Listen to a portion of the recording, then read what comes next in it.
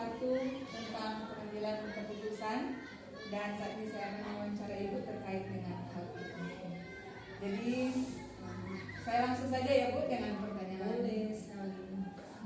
Selama ini bagaimana Ibu dapat mengidentifikasi kasus-kasus yang merupakan dilema etika atau rujukan? Identifikasi dan sudah melihat permasalahan apa yang terjadi antara dua kasus itu.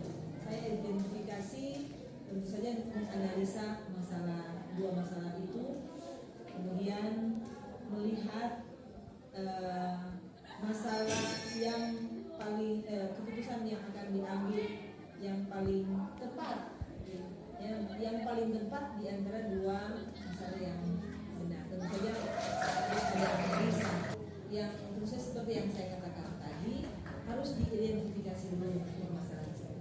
Orang harus cari tahu masalah itu secara menyeluruh sebelum keputusan itu diambil. Melihat kebijakan atau aturan yang ada.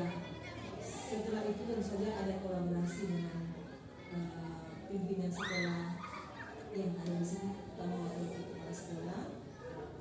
Tentu saja masalah yang ada, tentu saja masalah yang berhubungan dengan sekolah atau peserta didik. Kita harus berkolaborasi kemudian mengambil satu keputusan yang. Jadi mantap sekali ya Bu, jadi Ibu memakai orang-orang yang ada di sekitar ya untuk berkolaborasi dalam pengambilan keputusan. Hal yang menarik ya Bu. Langkah-langkah efektif tentu saja menurut saya bukan berarti dia harus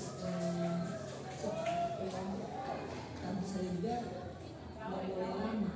Apalagi sekolah besar tergantung permasalahan apa. Berarti situasional ya Bu, ya situasional. Berdua benar, kemudian kita harus memilih. Kalau kita pandangan di situ yang kita ambil adalah yang paling mengikuti aturan, yang paling mengikuti kebijakan. Pendapatannya situasional. Kalau boleh lebih cepat, secepat mungkin, tapi harus tepat. Harus tepat. Karena kan orang sekolah yang lumayan besar dengan berbagai permasalahan tetap ada saja setiap hari bervariasi. Sekolah kita ini cukup besar dengan jumlah siswa yang banyak, guru yang banyak, berarti masalah juga pasti banyak. Jadi harus cepat-cepat, tidak perlu menunda-nunda kalau harus melakukan seperti itu. Iya, luar biasa ya Bu. Sekolah kita ini cukup besar dengan jumlah siswa yang banyak, guru yang banyak, berarti masalah juga pasti banyak. Jadi harus cepat-cepat, tidak perlu menunda-nunda. Kawan terdekat tentu saja adalah aturan atau kebijakan pemerintah. Walaupun saya tidak juga bisa mungkin bahwa kolaborasi antara kepala sekolah maupun misalnya wakil kepala sekolah, BK juga bisa. Ada juga guru-guru yang bisa memberikan pendapat, tidak bisa dipungkiri, itu juga ada. Tapi menurut saya untuk mengatasi masalah yang ujian dalam waktu paling tepat, yaitu harus paling ambil keputusan yang paling tepat, yaitu yang sesuai dengan aturan dan kebijakan yang hari itu. Pembelajaran yang saya petik yaitu satu saja, kalau kita ikut aturan, ikut kebijakan pemerintah sesuai masalah. Walaupun dalam juga seperti kita bilang tadi memerlukan kolaborasi, tapi paling tepat, paling aman ikut aturan atau undang-undang kebijakan yang berlaku. Memang untuk mengambil satu keputusan yang sebagai seorang pimpinan pastinya harus berhati-hati ya, harus berada dalam koridor, apalagi pemerintah. Sharing pertanyaan-pertanyaan yang saya ajukan bermanfaat untuk pendidikan saya di calon guru penggerak ini, dan terima kasih untuk waktunya Ibu. Tetap sukses, semangat, tetap semangat. Ya, sama-sama. Terima kasih. Sharing pertanyaan-pertanyaan yang saya ajukan bermanfaat untuk pendidikan saya di calon guru penggerak. Mohon waktu sejenak dari Ibu terkait dengan pemenuhan tugas saya di pendidikan guru penggerak ini. Ada beberapa pertanyaan yang nantinya saya akan ajukan kepada Ibu sehubungan dengan pengambilan keputusan Ibu sebagai pimpinan di sekolah. Ya, lanjut ya Bu, di pertanyaan pertama. Nah, selama ini bagaimana Ibu dapat mengidentifikasi kasus-kasus yang merupakan dilema etika atau kasus bujukan moral? Ya, terima kasih. Memang berbicara dilema etika itu adalah situasi di mana seseorang itu mengalami keadaan yang benar lawan benar, dan sementara bujukan moral adalah situasi atau keadaan di mana benar lawan salah. Nah, tentunya dalam setiap kita melakukan tindakan seperti itu, kita sebagai pimpinan kita harus melihat situasi, tentunya sama-sama penting, sama-sama baik atau punya tujuan yang baik. Tentunya saya sebagai pimpinan harus mengambil atau melihat skala prioritas mana yang paling penting dari keduanya, sehingga yang paling penting itu saya dahulukan. Langkah-langkah saya tentunya yang paling utama sebagai pimpinan, misalnya dalam suatu situasi atau kegiatan, tentunya kan itu sudah ada pemberitahuan sebelumnya. Jadi saya sebagai kepala sekolah, saya harus punya perencanaan. Saya harus menyusun jadwal, dan tentunya dalam perencanaan tersebut harus menjadi contoh dulu, menjadi teladan. Saya harus menunjukkan bahwa saya mampu mengambil keputusan yang benar dan yang baik, sehingga ketika keputusan itu saya jalankan menjadi suatu kebijakan, maka otomatis bawahan saya mampu melakukan seperti yang saya lakukan. Jadi teladan. Jadi teladan itu kuncinya. Tantangan yang pertama adalah saya harus mengambil suatu langkah untuk memindah jadwal tersebut, menyusun jadwal tersebut supaya kegiatan tersebut harus terlaksana, sehingga perencanaan yang pertama itu akan cepat dirubah.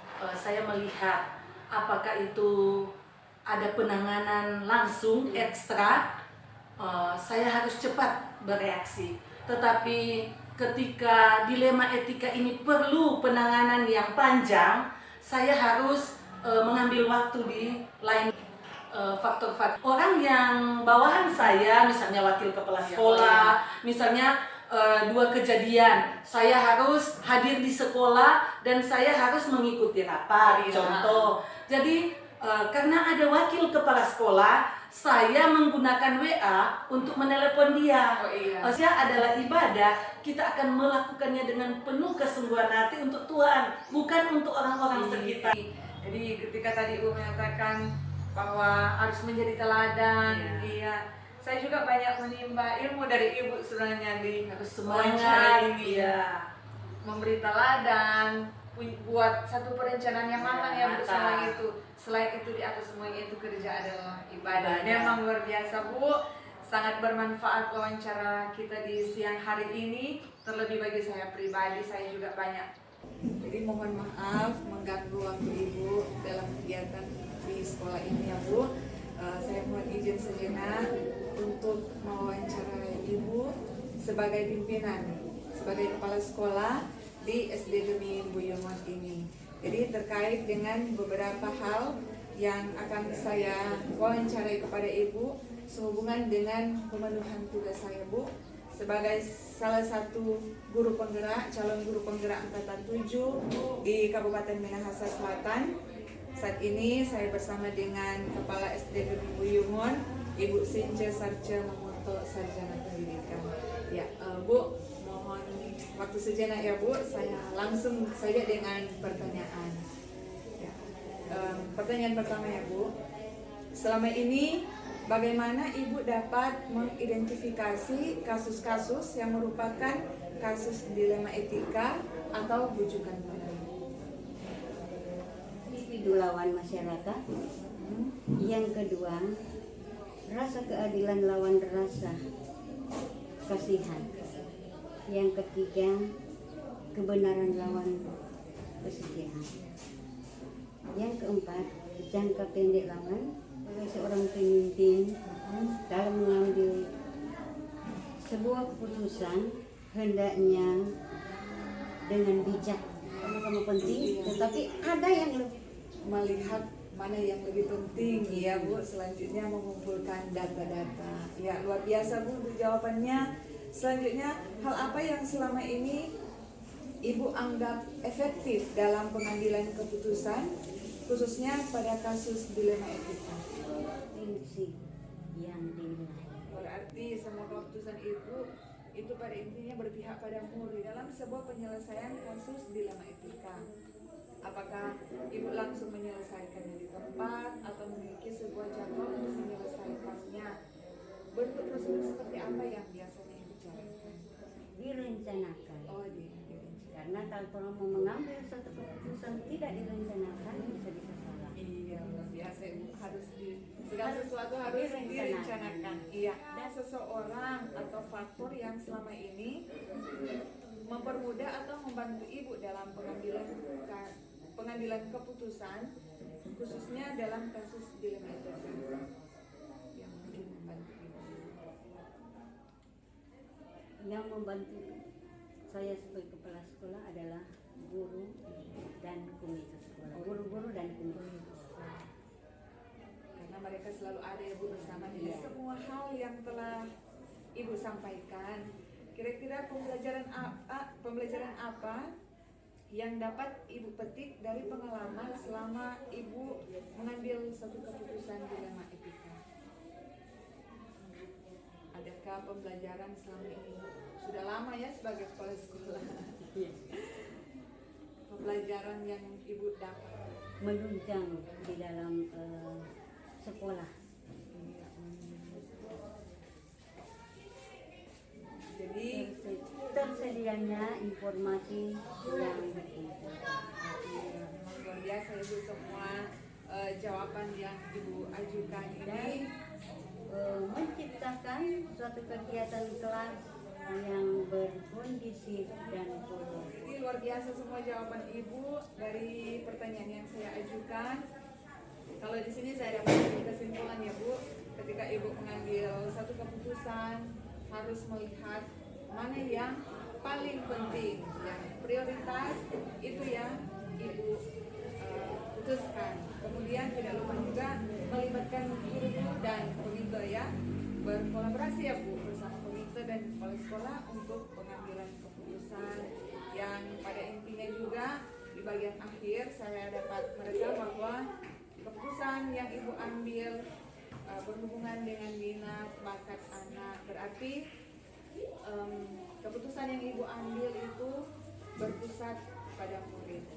Dan yang pasti dalam setiap keputusan yang Ibu ambil tidak lepas mungkin dari sikap tanggung jawab ya Bu. Sebagai terima kasih untuk waktunya sudah mengganggu dalam kegiatan aktivitas di sekolah di pagi hari ini dan sudah membantu saya dalam memenuhi tugas di calon guru penggerak.